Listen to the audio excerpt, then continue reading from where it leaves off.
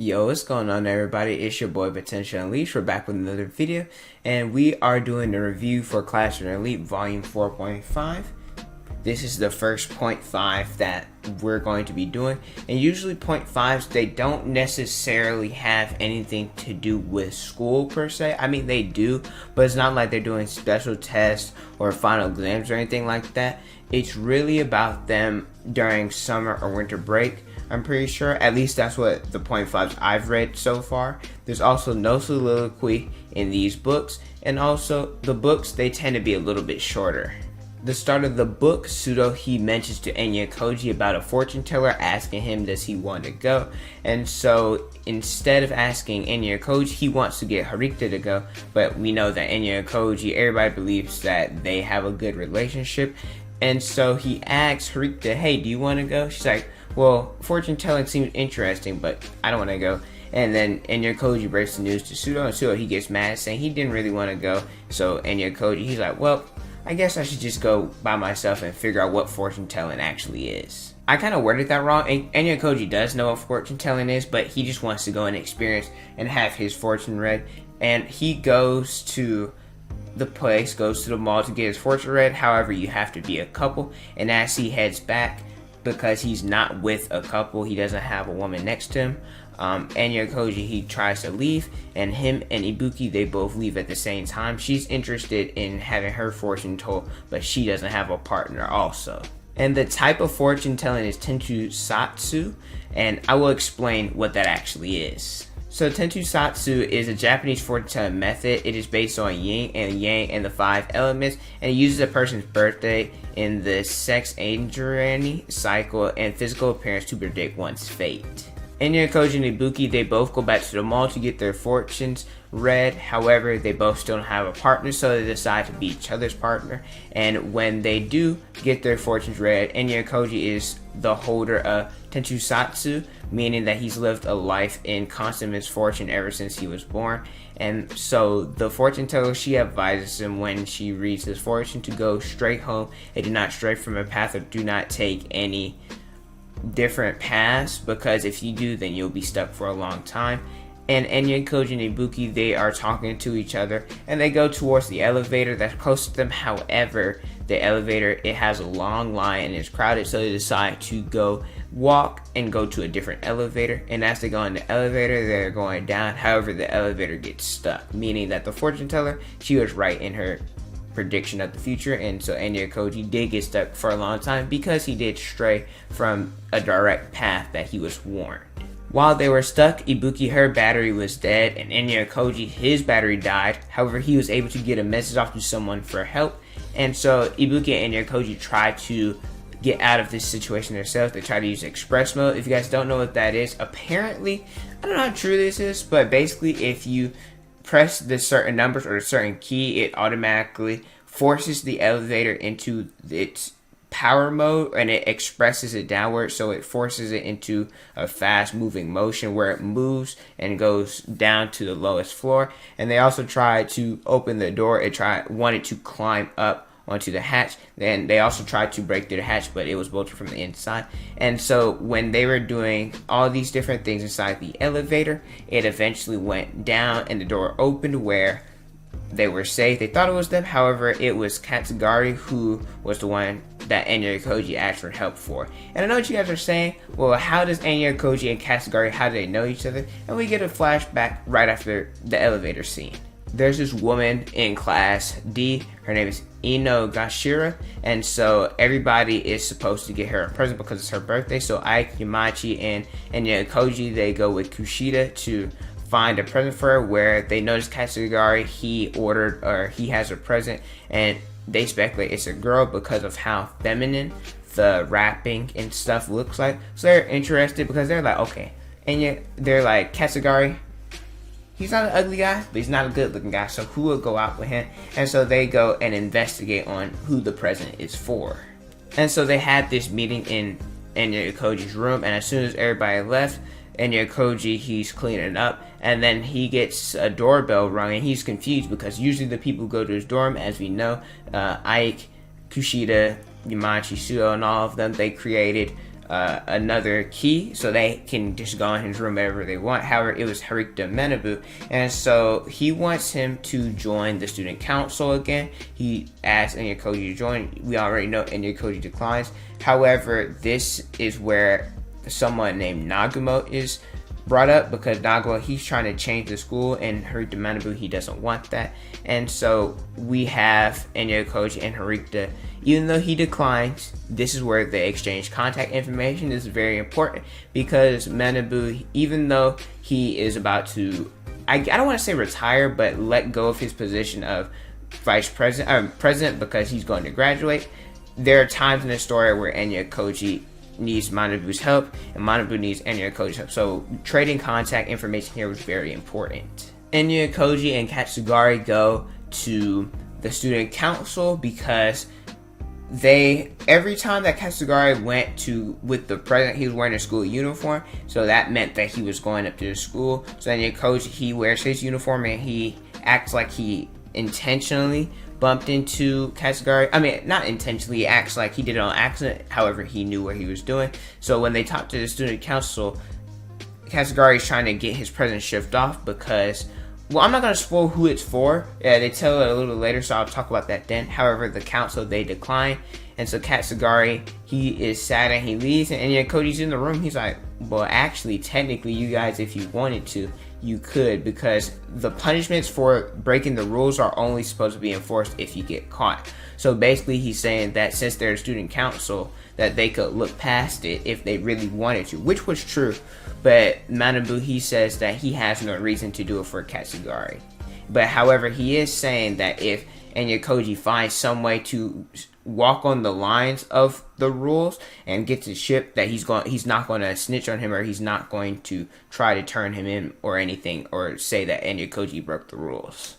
Apparently, the president, because Enyakoji, he asked Katsugari to meet him in his dorm because he has a plan in order to get the present out to whoever it's supposed to be. And the present is for his twin sister. They were orphans, so they only celebrated their birthday together. And however, since there's no contact outside the school, his sister is lonely. Since they're orphans, they don't really have much friends. They only have each other. And the only reason why Enyakoji is doing this is because he knows in the future that Katsugari can be an ally to him, and he can use him as a pawn in order to get to Class A.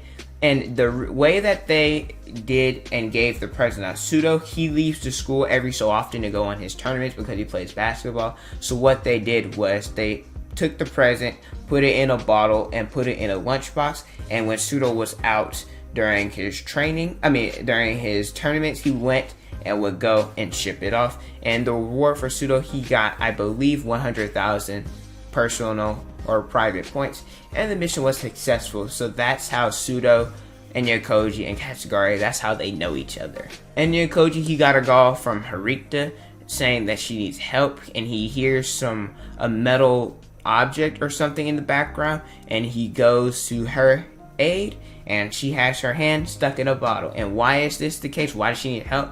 Because the water is out for the day and they're working on it, and so she cannot use any liquid to get the bottle to go out of her hand, to slip it past. So Enyakoji, he tries ripping it out, it doesn't work. So he's like, all right, Harikta, I know you don't want to do it, but we got to go get you some water, because the people that Enyakoji was hitting up, they didn't answer him. I believe Sakura was one of them, and he was expecting her to answer, but she didn't.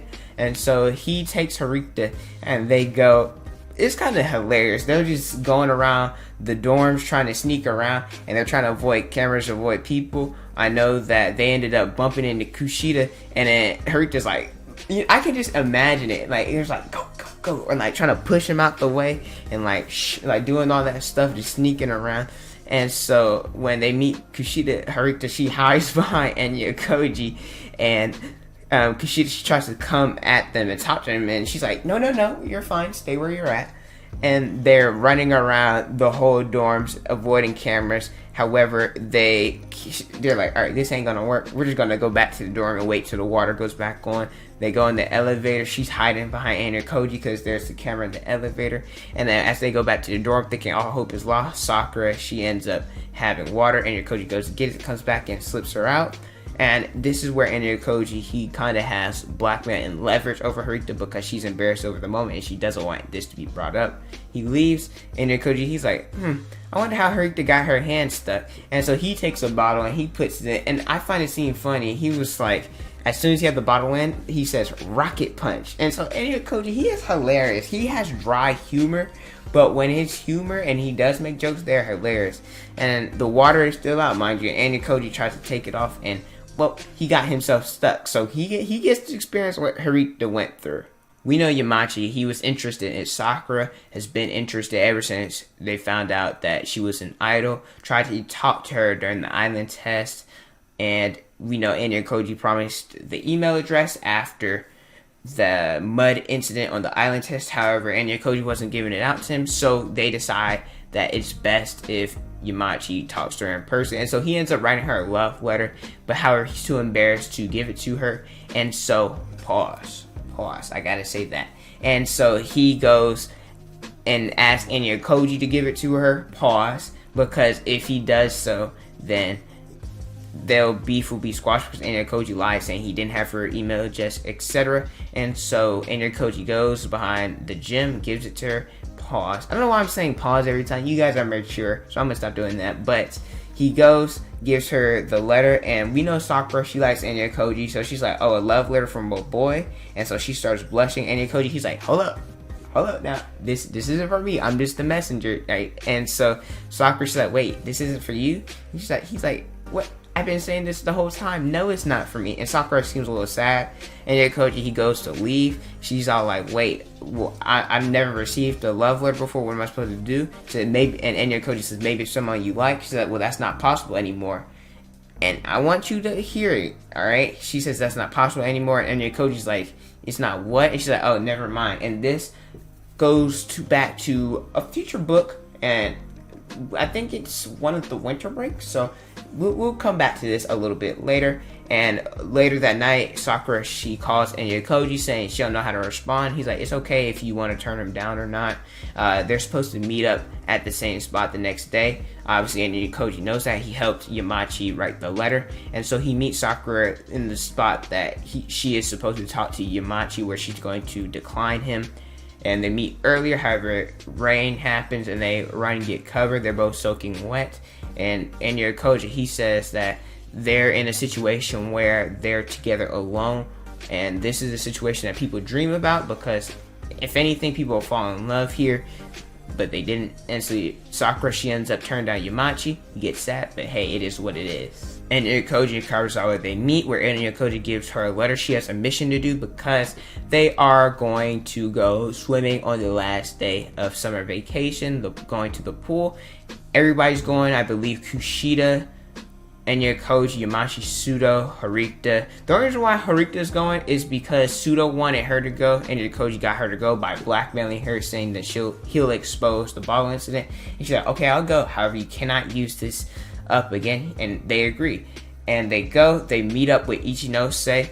And the whole point of Karusawa going is because the guys, they want to be perverts and peeping toms on the girls while they're changing. So he, in the anime version, this is, like I said, they did one episode that adapted from this chapter. In the anime version, he got Harita to go in order to stop the guys from their lust. However, in the light novels, it was actually Karusawa. Like I said, they meet up with Ichinose on accident in her group, and they go changing. However, Ichinose, she comes out first, and she notices Enya Koji. She notices that his muscles and that he is built, and she touches him and examines him. He gets a little bit fidgety, and so he leaves and goes checks on the guys.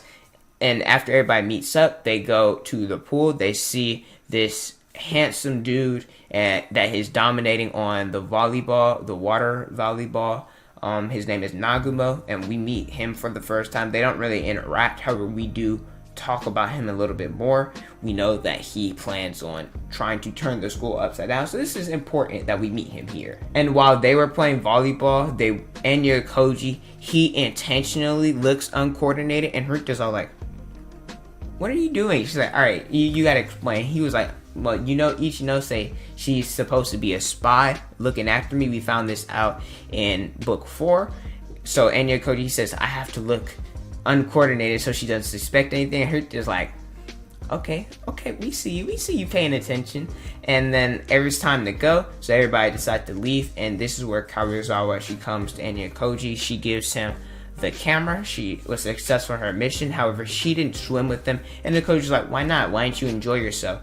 And she said, well, she was nervous about people seeing her in her swimsuit, because we know, even though she's wearing, I believe it was one piece, I think that's what it's called, instead of a two-piece, so they can't see her scar. She's still a little bit insecure, and she could have wore a rash guard, but she thinks it's ugly. And so Anya Koji, he's trying to get her out of her shell and out of her comfort zone, and trying to get her to be more secure and feel better about herself. So he's like, all right, I order you to show me your bathing suit. She did. And so Anya Koji, in order for her to have fun, he pushes her in the water, and so she goes in, and he's kind of laughing at her, and so then he goes to pull her up, and she pulls him in. It's the standard typical, I don't want to say couple, but like when a couple is fooling around and they go in, and that's when they start having fun, and they both are laughing at the situation. I really enjoyed this book because we've been going through special tests with the island test, the zodiac sign test, people almost getting expelled pseudo with fighting and not passing the exam. So this was a much needed moment, a much needed breather for the students, and so we got to enjoy them and see them personalities outside of school and during summer vacation. So overall, this is one of my favorite books. I thoroughly enjoyed it. Let me know your guys' thoughts about it in the comment section below. Don't forget to like, comment, and subscribe. Also hit the notification bell so you guys never miss out on a new video. Follow me on Instagram, Twitter, Snapchat, and TikTok. It's on the screen and in the description below. Thank you guys so much for watching, and don't forget to unleash your potential.